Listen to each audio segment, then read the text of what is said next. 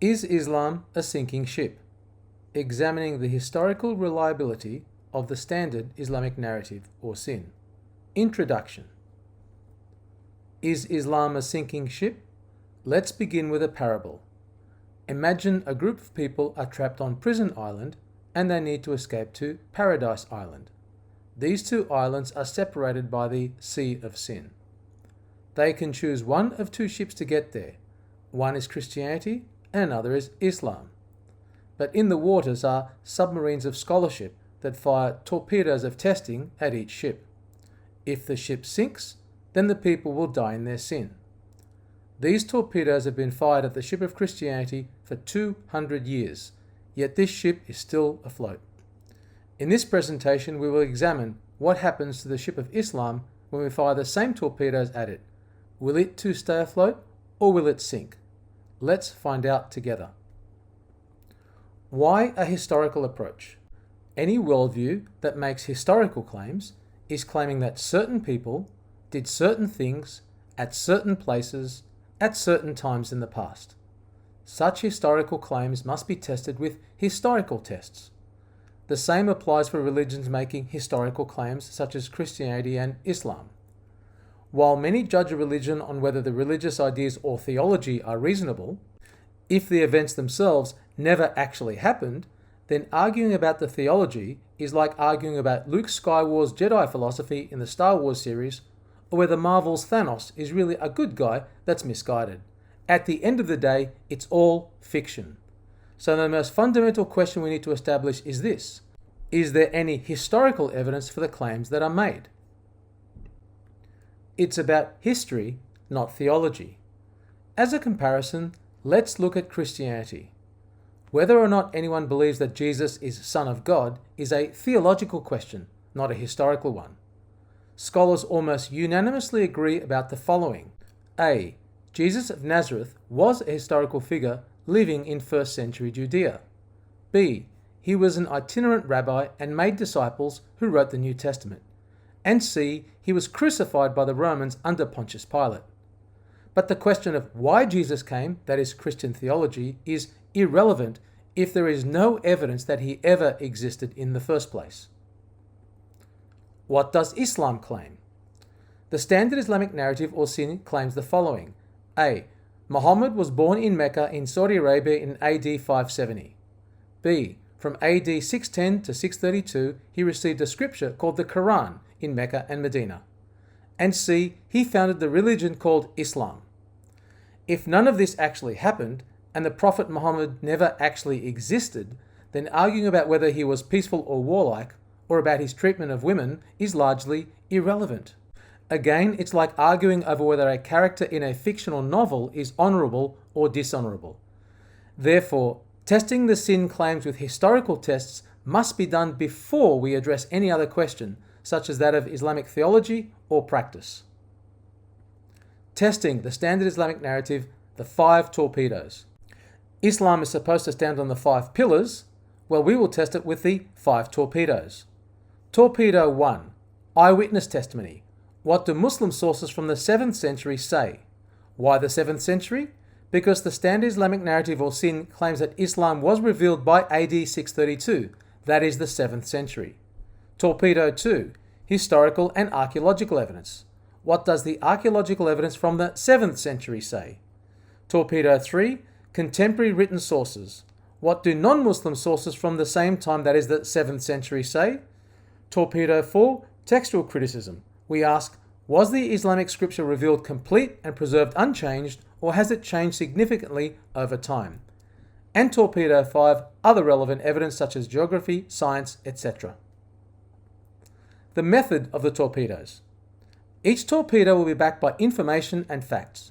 Think of it as the gunpowder or explosive. The more information, the more explosives, and the more powerful the torpedo. There will be references provided for the information presented.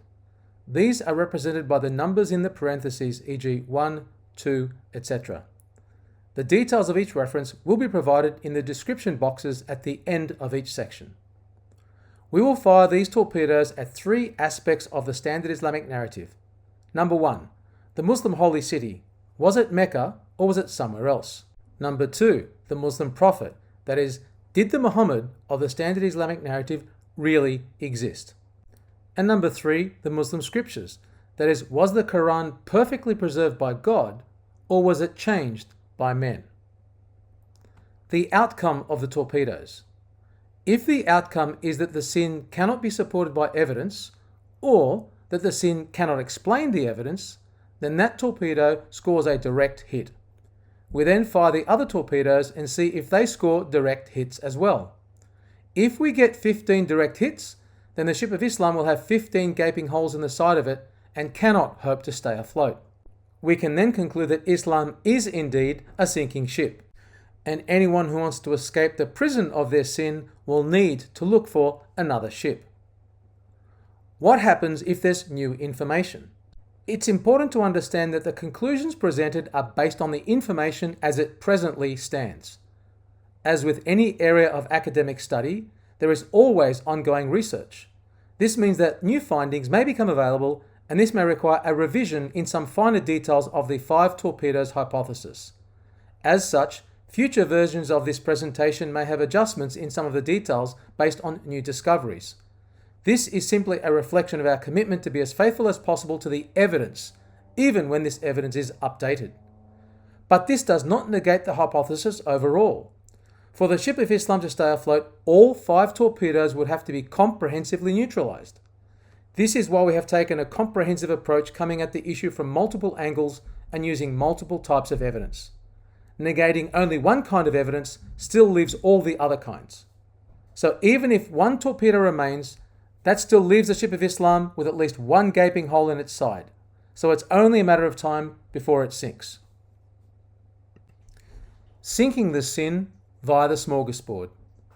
Any criticism of Islam will be vigorously opposed by Muslims, so it needs to be backed with evidence, a lot of evidence. It also needs to be comprehensive, so it needs a lot of different kinds of evidence.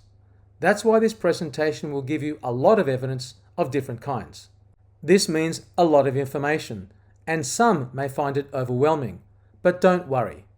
Just see it as a smorgasbord. Everything will be laid out for you, but you don't have to eat everything on the table. Take whatever you can digest the first time, and just like a smorgasbord, you can always go back for seconds or even thirds. Some people say, just give me the 2-minute version, why do I need the detail? Well, a leading Islamic scholar gives us the answer. Here we have Yusuf al-Qaradawi, head of the Muslim Brotherhood and a leading scholar of Sunni Islam, which represents more than 90% of the Muslims across the world. In an interview on Egyptian TV, he said the following, quote, "If they had gotten rid of the apostasy punishment, Islam wouldn't exist today. Opposing apostasy is what kept Islam to this day." Apostasy, that is, leaving Islam, is punishable by Islamic law in some places. Apostates will pay a price. Some will lose their families, some their country, and for some, it will be their very lives. So why would we expect a Muslim to walk away from everything they have ever known unless they have very good reason to do so? That's why the 2-minute TikTok style answer just won't work. For most serious Muslims, it's a process for them to finally leave Islam. For some, it takes years. So we must be prepared to not only give them all the information, but also be prepared to journey with them for the time it will take for all this information to sink in. So what's next? We fire the torpedoes and we see what happens.